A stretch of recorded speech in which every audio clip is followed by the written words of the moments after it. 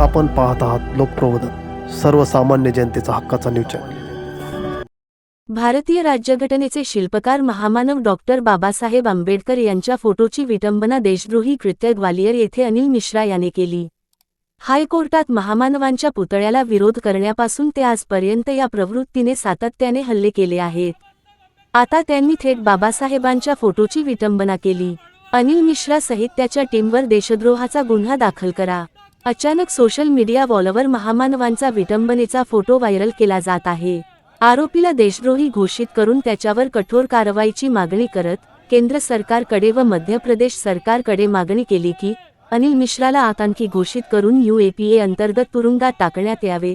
संविधान व बाबासाहेबांची फोटोची विटंबना हा देशद्रोह घोषित केला पाहिजे अशी मागणी या निवेदनाच्या माध्यमातून सम्राट सेनेने केली।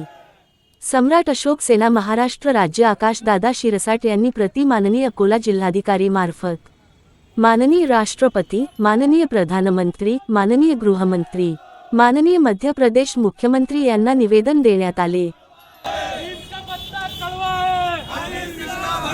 बाबासाहेबांच्या फोटोची विटंबना केल्याचा निषेध नोंदवत मिश्राचे फोटो पेटवून सम्राट अशोक सेनेच्या सैनिकांनी निषेध नोंदवला व घोषणाबाजी केली।